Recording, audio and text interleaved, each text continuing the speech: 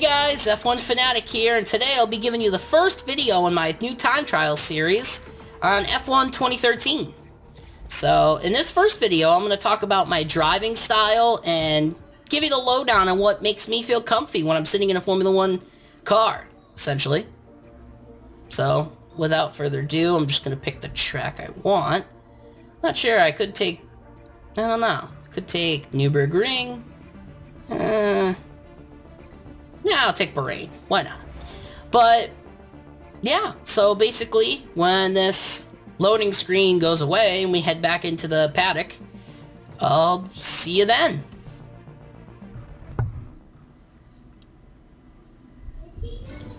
Alright, we're at the wonderful Bahrain International Circuit. Beautiful day. And now we are about to hit the F1 paddock. The paddock of Infinity Red Bull. We're gonna give that a shot today. So, yeah, and basically, like I said, I'll explain, in this first video, I'll explain my driving style, some setups that I have. For this, we'll just take just a typical setup. Not gonna go too crazy with it. Usually I don't in time trials, like to keep things nice and simple. But, yeah, so, one thing you'll immediately notice here is that I'll immediately use curves all the way up till I hit the DRS zone. I don't know, that's just something I do. I tend to give the car as much push as possible as it hits the finish line, or as it hits the start, till it hits the start-finish line. So, yeah. But basically, whenever I drive, as I fail here, but basically, whenever I drive in F1 2013 and other Formula 1 games, I mainly use the manual gearbox as opposed to using an automatic gearbox. Because with me, the one big word that comes with my gaming style is realism. So I try to keep it as realistic as possible within reason. I mean, if it's going to inflict on my comfortability with driving style, then obviously I'm not going to do it. But, you know, I like to keep it as realistic as possible. So, and even switching to the manual gearbox, now I'm so coordinated with it. I mean, I've been using it for the past probably 2 years or so, manual gearbox. And now I'm just so coordinated with it that even sometimes if I get frustrated, I may switch it to the automatic gearbox. And even when it's on automatic gearbox, I find myself still pushing the buttons as if it's still manual. But shucks, it's actually automatic, not manual. But so most of the time I use manual gearbox, and I'm more coordinated with it, and works for me. But in previous games like F1 2011, F1 2012, I typically use the standard T-cam as opposed to the offset T-cam that it's in right now for F1 2013. But in F1 2013, it seems like they fixed the T-cam, because I remember the offset T-cams in 2011 and 2012 just were not really the greatest. At least to me, it didn't really seem the most realistic. So mainly I would just use the standard T-cam. But for 2013, I noticed that they've somehow fixed the offset T-cam, and it actually looks a lot more realistic. So then I just start using the offset T-cam in F1 2013.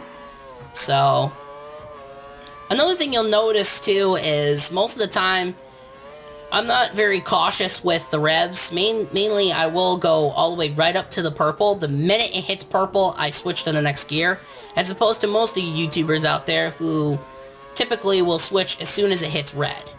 You know, sometimes, like you see right there, sometimes I will switch it up as soon as it hits red, but usually that's in times where I want to be cautious. Most of the time, that's not the case, but sometimes I'll be a little cautious when the track gets a little more technical. But most of the time, I wait till the minute it hits purple, or the second it hits purple, and then I switch it to the next gear. Because I try to get as much revs as possible in each gear. So, and I find it pushes the car a little harder and gets me a better lap time, ultimately. Anything that's going to get me the better lap time is mainly my key. It's my goal every single lap I hit on a time trial.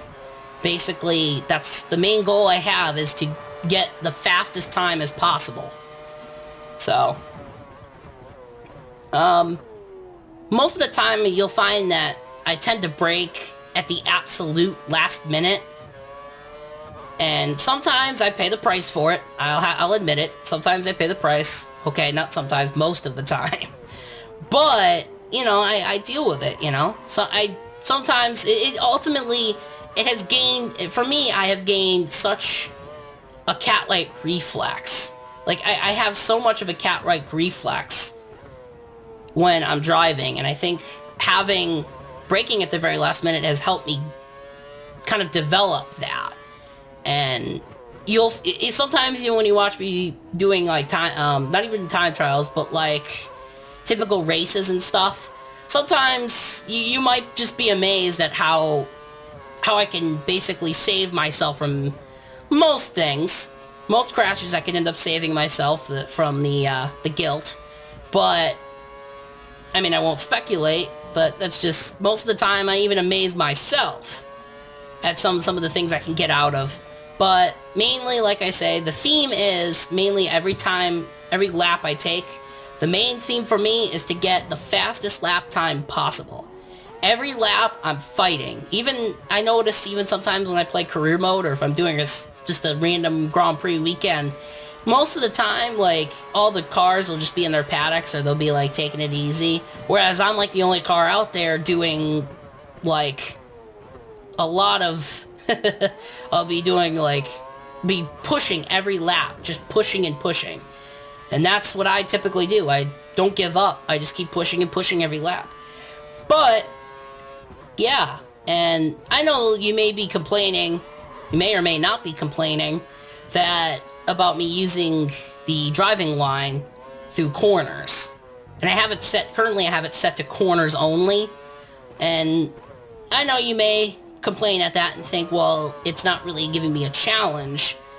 I want realism, and this isn't necessarily realism. Well, you're right about that, but mainly, sometimes when the track gets really technical, I feel like without that resort to go to, I would just be completely lost, and I wouldn't be able to drive cleanly through those corners, so when the corners get very technical. So I like to have that driving line as a kind of a last resort. So most of the times, I tend to ignore it, but I always like to have it there as a last resort to kind of, you know, if things get kind of tight, you know, it kind of reminds me, hey, you got to keep it easy on this corner, or you got to hit the gas on here, or on this corner. So most of the time, it helps me. But one last thing I will note in this video. One thing you'll notice is that on the KERS bar, you'll see that at like the same times at every lap, at the same turns, I'm always using KERS. Like at the same turns. So, and what I find is with a KERS bottle, you're given a full KERS bottle, and essentially what I do with it is that, you know, I try to use up the whole bottle every lap. Because you figure they give you another full bottle of KERS every lap. So you might as well try to use it up systematically, and in spite of being able to get another one the next lap. So I try to systematically use it up. So, you know, like at one point, and I always try to predetermine where I'm going to use my KERS, you know, part of my KERS bottle. And at most, I'll use about a quarter of the bottle, and usually I like it because it gives off this nice push, you know, and I think when I need it the most, I try to be cautious in that case. Where I need it the most, I'll have it, but I don't go too crazy with it. Sometimes sometimes I will get carried away, but I think most of the time I try not to. But yeah, mainly that's my whole driving style, mainly. And we're about to approach the ending of this lap here, which is the last one. After I clock this lap, I'll mainly coast out. But basically, yeah, that's the time trial, one of my time trials I have recorded. And that's about it. So I'll see you in the next time trial. This is F1 Fanatic signing out. See you in the next video. Goodbye.